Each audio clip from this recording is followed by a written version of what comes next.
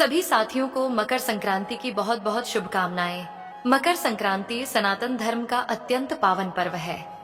यह केवल एक त्योहार नहीं, बल्कि आध्यात्मिक जागरण, दान और पुण्य अर्जन का विशेष अवसर है। साथियों, तिल को शास्त्रों में पाप नाशक और अमृत तुल्य माना गया है। तिल दान करने से पितृदोष शांत होती है, दरिद्रता और दुर्भाग्य दूर होते हैं।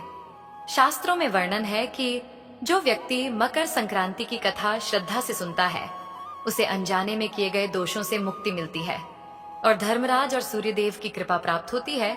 जीवन में किए गए पापों का प्रायश्चित होती है। प्रिय साथियों, कथा को अंत तक अवश्य सुने। ये कथा है एक ऐसे गांव की जो गंगा की निर्मल धारा के किनारे बसा था, जहां की हवा में मंदिरों की घंटियों का स्वर और धूप दीप की सुगंध घुल मिल जाती थी। गांव का नाम था कनकधारा और यहाँ के लोग अपने सरल जीवन, अटूट विश्वास और सनातन धर्म की गहरी जरों से पहचाने जाते थे। इसी कनकधारा में रहती थी एक माँ, यशोदा। यशोदा का जीवन, उसका जीवन तो जैसे एक अधूरी कविता सा था। विधाता ने उसके भाग्य में दुख और त्याग ही लिखा था। क्या बताऊं। 12 वर्ष पहले जब वो ब्याह कर इस गांव में आई थी, तो उसकी आंखों में सुनहरे सपने थे, पर नियति को कुछ और ही मंजूर था। मेरे भाइयों, विवाह के 2 ही वर्ष बाद एक भयंकर महामारी ने उसके पति को उससे छीन लिया। हाय रे मेरी किस्मत, वो अक्सर बुदबुदाती थी। मेरा सिंदूर धुल गया, मेरा संसार उजड़ गया। मगर एक नन्ही सी कोंपल थी जो उसके आंसुओं को पोंछने का प्रयास करती। एक शिशु जो उसकी सूनी गोद में आशा का सूरज बनकर आया। उसका इकलौता बेटा गोपाल। गोपाल, मेरा गोपाल। वो नाम लेती और उसकी आंखों में एक अजीब सी चमक आ जाती। गोपाल, जिसका अर्थ है जीवन, ईश्वर का दिया हुआ प्राण। पर विधाता का कैसा न्याय था, जिसे नाम ही जीवन मिला था, उसी के जीवन पर हर पल मृत्यु की काली छाया मंडराती रहती थी। अरे, जन्म के समय से ही वो कमजोर था, नन्हा सा, हड्डियों का ढांचा मात्र। गांव के वैद्य कहते थे, बहन यशोदा, ये बालक अधिक दिन का मेहमान नहीं है। इसके प्राण तो जैसे धागे से लटके हैं। ये शब्द नहीं थे, यशोदा के सीने पर गरम लोहे के दाग थे। एक एक शब्द उसके हृदय को छलनी कर देता था। नहीं हो सकता, वो चीख उठती, अपने कलेजे के टुकड़े को सीने से भींच लेती। मेरा गोपाल जिएगा, मेरा गोपाल जरूर जिएगा। यशोदा की आंखों में रात रात भर नींद कहां। वो बस अपने गोपाल को निहारती रहती। कभी उसका माथा सहलाती, कभी उसके छोटे छोटे हाथों को अपने हाथों में भर लेती। उसकी हर सांस के साथ यशोदा का दिल धड़कता। अगर गोपाल जरा सा खांस देता तो यशोदा का कलेजा मुंह को आ जाता। क्या हुआ मेरे बच्चे को, क्या हुआ? वो पागलों सी हो जाती। उसने कितने मंदिरों की सीढ़ियां घिसी, कितनी मन्नतें मांगी। हर देवी देवता के चरणों में उसने अपना सर्वस्व अर्पित कर दिया था। उसका जीवन बस एक ही प्रार्थना बन गया था, हे ईश्वर, मेरे बेटे को बचा ले, मेरे प्राण ले ले, पर मेरे गोपाल को जीवन दे दे। कनकधारा गांव में एक बहुत पुरानी पूजनीय साध्वी थीं, जिन्हें ज्ञानमयी मां कहते थे। एक दिन यशोदा अपने सूखे आंचल में अपने दुबले पतले गोपाल को लपेटे ज्ञानमयी मां के पास पहुंची। उसकी आंखें लाल सूजी हुई थीं, शरीर थका हुआ, पर मन में एक अग्नि जल रही थी, अपने बच्चे को बचाने की अग्नि। ज्ञानमयी मां, यशोदा की आवाज कांप रही थी। मेरे प्राण सूख रहे हैं। वैद्य ने जवाब दे दिया है, मेरा गोपाल बस। वो फूट फूट कर रो पड़ी। ज्ञानमयी मां ने करुणा से उसे देखा। उनके चेहरे पर एक अलौकिक शांति थी। उन्होंने गोपाल के माथे पर हाथ फेरा और फिर यशोदा की आंखों में झांका। बेटी, रो मत। तेरा विश्वास, तेरा प्रेम, ये सब व्यर्थ नहीं जाएगा। उन्होंने एक गहरी सांस ली। सुन, मैं तुझे एक मार्ग बताती हूं, एक कठोर मार्ग, पर अगर तूने उसे श्रद्धा से निभाया तो स्वयं मृत्यु भी तेरे पुत्र का बाल भी बांका नहीं कर पाएगी। यशोदा की आंखों में एक चमक कौंधी। कोई भी मार्ग, कितना भी कठोर, मैं सब करूंगी मां, बस मेरा गोपाल। हर वर्ष ज्ञानमयी मां ने धीमे गंभीर स्वर में कहा, मकर संक्रांति के पावन पर्व पर, सूर्य के उत्तरायण होने पर तू स्नान कर पवित्र होकर मकर स्नान का व्रत लेना। पूरे दिन निराहार रहना, फिर अपनी सामर्थ्य अनुसार दान करना। तिल, गुड़, कंबल, अनाज, जो भी हो, सच्चे हृदय से। और सबसे महत्वपूर्ण बेटी, पूरी श्रद्धा से सत्यनारायण कथा का पाठ सुनना या करवाना। ये सब तू अपने गोपाल की दीर्घायु के लिए करना, बिना किसी संशय के, बिना किसी स्वार्थ के। तेरा अखंड विश्वास ही तेरे व्रत का फल होगा। यही तेरा कवच होगा, यही तेरे पुत्र का जीवन। ज्ञानमयी मां के ये शब्द यशोदा के लिए जैसे साक्षात ईश्वर का संदेश थे। उसके मन में एक नया उत्साह, एक नया संकल्प जाग उठा। हां, मैं करूंगी, मैं सब करूंगी। उसने मन ही मन प्रतिज्ञा ली और तब से हर वर्ष जब पौष मास का कठोर शीत अपनी चरम पर होता और सूर्य देव अपनी दिशा बदलने को होते, यानी मकर संक्रांति का पावन दिन आता, यशोदा का व्रत शुरू हो जाता। अरे तुम क्या जानो, सुबह सुबह जब पूरा गांव ठिठुर रहा होता, अंधेरे में लिपटा होता, यशोदा उठ जाती, कनकधारा की बर्फीली नदी में डुबकी लगाते। श्री गंगा मैया की जय। उसके होंठ कांपते, पर उसकी आत्मा में एक अग्नि जलती। वो पवित्र होकर आते और अपने छोटे से घर के आंगन को लीप पोत कर स्वच्छ करते। उसके पास धन दौलत कहाँ थी? पति के जाने के बाद जो थोड़ी बहुत जमीन थी, उसी से गुजारा चलता। पर दान तो उसे करना ही था। वो एक एक दाना, एक एक तिल का संग्रह करते। कभी अपनी साड़ियों में से एक पुरानी साड़ी निकाल कर देते, कभी पड़ोसियों से थोड़ा सा गुड़ मांगकर दान करते। हे प्रभु, मेरे पास यही है, इसे स्वीकार करो। उसकी आंखें भीगी होती, पर मन में अटूट विश्वास होता। फिर बारी आती कथा की। सत्यनारायण भगवान की जय। वो गांव के पंडित जी को बुलाते, या अगर वो ना आ पाते तो स्वयं अपने टूटे फूटे शब्दों में पर पूरे भाव से कथा का पाठ करते या सुनते। उसके मुख से एक भी शब्द व्यर्थ नहीं निकलता। हर शब्द में उसके गोपाल की आयु, उसके प्राणों की रक्षा की प्रार्थना छिपी होती। वो घंटों भगवान के चरणों में बैठी रहती, उसकी आंखें नम, पर चेहरे पर एक अजीब सी शांति।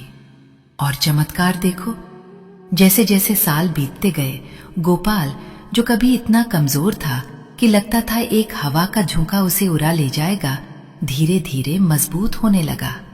उसकी आंखें जो पहले हमेशा बुझी बुझी सी रहती थीं, उनमें अब एक नई चमक थी। वो दौड़ता, खेलता, हंसता, बिल्कुल दूसरे बच्चों की तरह।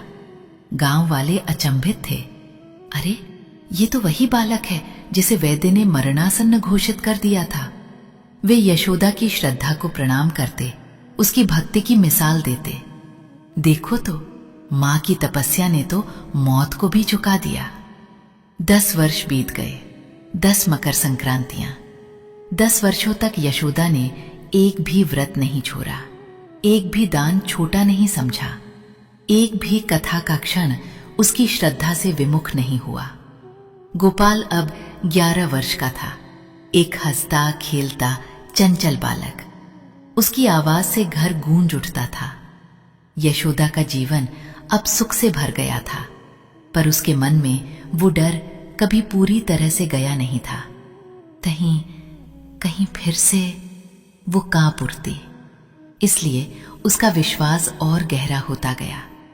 फिर आई वो 11वीं मकर संक्रांति। गोपाल 11 वर्ष का हो चुका था और वो अपने मित्रों के साथ गंगा किनारे खेल रहा था। अचानक एक तेज हवा का झोंका आया और वो फिसलकर नदी के किनारे गिर गया। उसे चोट तो ज्यादा नहीं लगी, पर एक अजीब सी कंपकंपी उसके शरीर में दौड़ गई। रात को उसे तेज बुखार चढ़ गया। अरे राम! यशोदा के प्राण सूख गए। ये क्या हो गया मेरे बच्चे को?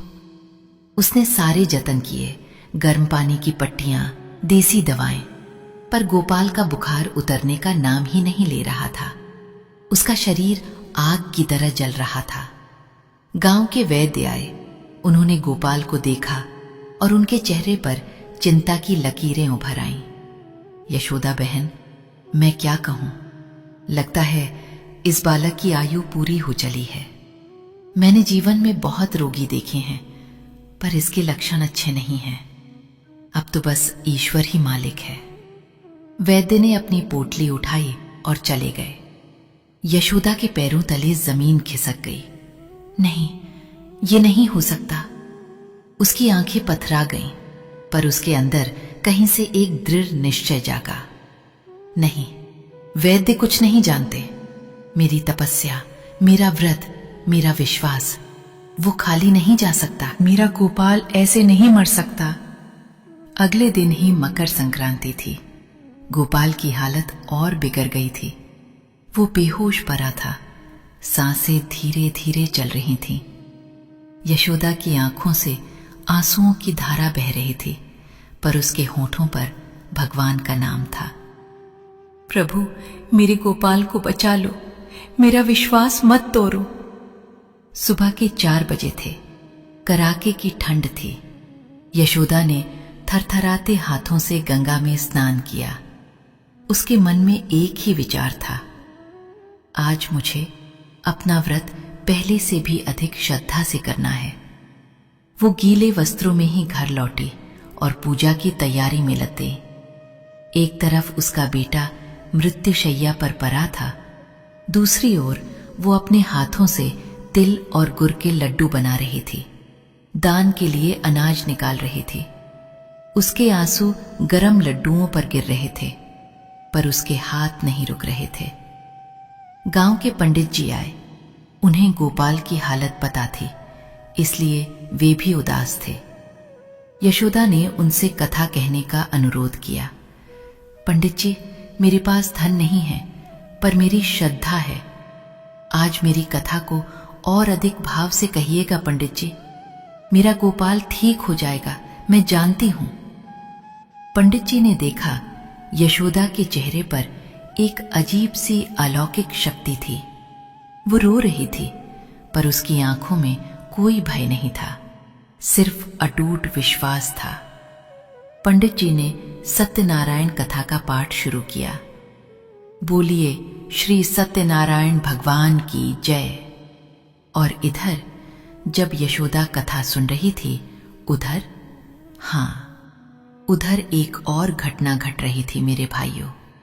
एक ऐसी घटना जो इतिहास में विरली ही घटती है।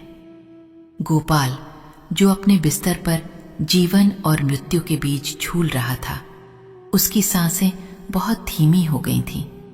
उसकी आत्मा धीरे धीरे शरीर छोड़ने की तैयारी में थी। उसी क्षण, उसी पल कनकधारा गांव के ऊपर आकाश में एक अजीब सा परिवर्तन हुआ। हवा में अचानक एक भयंकर ठंडक खुल गई, जैसे स्वयं काल आ गया हो।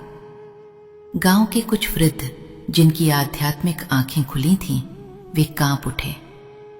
देखो रे, ये कैसा काला अंधेरा छा रहा है। वे भयभीत थे। और फिर अचानक 2 भयंकर आकृतियां आकाश से धरती पर उतरी। वे थीं स्वयं धर्मराज यम के दूत, भयानक, काले। उनकी आंखें अंगारों सी दहक रही थीं। उनके हाथ में पाश था जो प्राणों को खींचने के लिए बना था। हर हर महादेव। उनके कदम जमीन पर पड़ते ही एक कंपन सा हुआ। वे सीधे गोपाल के घर की ओर बढ़े। उनके लिए ये एक सामान्य कार्य था। हजारों लाखों प्राणों को उन्होंने हर दिन उनके नियत समय पर हर लिया था। वे धर्मराज के आदेश का पालन करने आए थे।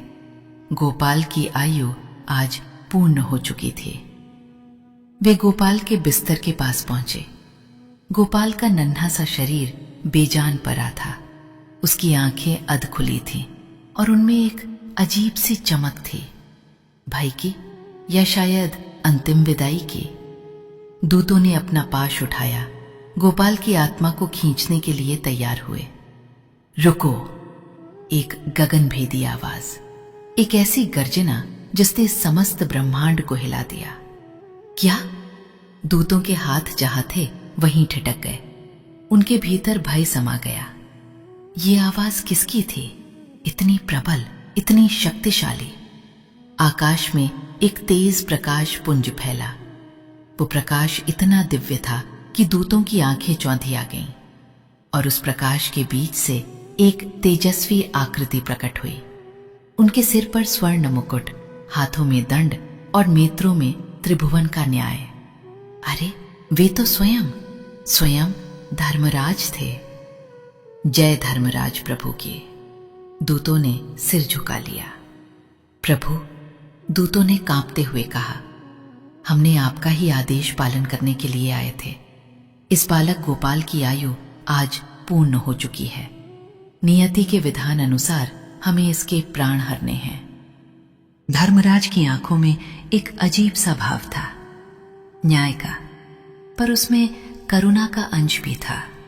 उन्होंने अपने दूतों को देखा, फिर अपनी दृष्टि गोपाल पर डाली और फिर उनकी दृष्टि उस घर के आंगन में बैठी यशोदा पर पड़ी, जो कथा सुन रही थी, जिसके मुख पर आंसू और श्रद्धा का अद्भुत संगम था। दूतों, धर्मराज की आवाज में एक गंभीरता थी जो उनके न्याय सिंहासन से भी ज्यादा प्रभावशाली थी। तुम सत्य कहते हो कि नियति ने इसके लिए यही लिखा था। तुम सत्य कहते हो कि इसकी आयु आज पूर्ण हो चुकी है, और तुम सत्य कहते हो कि तुम केवल धर्म का पालन कर रहे हो।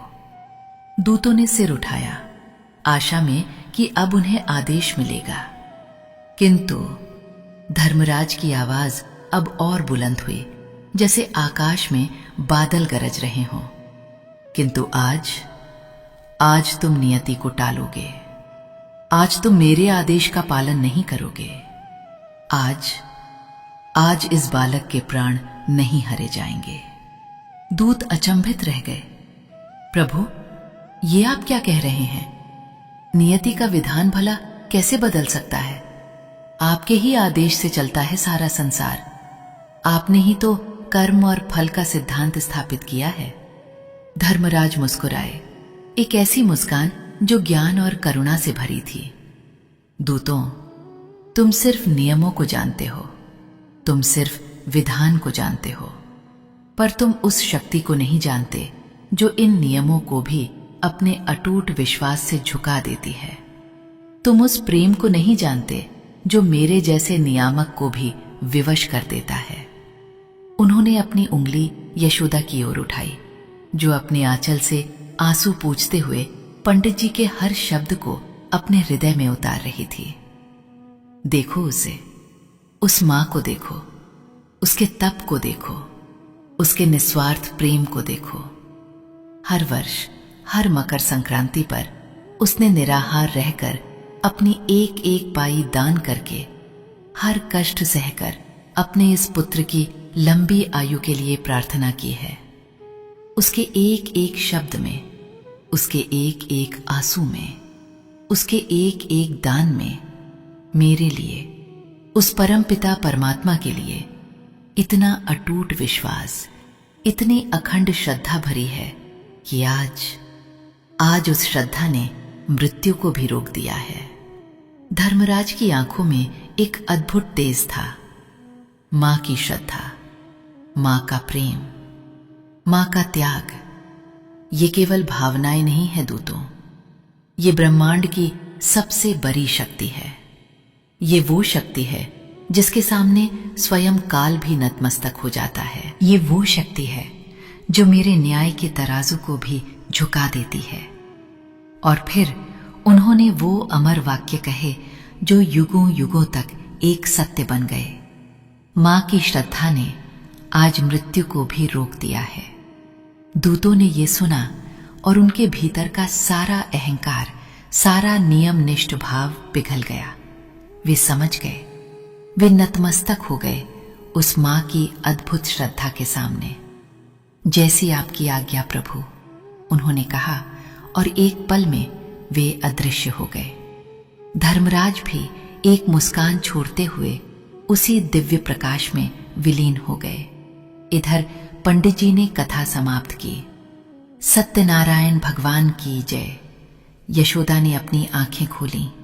उसके मन में एक अजीब सी शांति और हल्कापन था, जैसे कोई भारी बोझ उतर गया हो।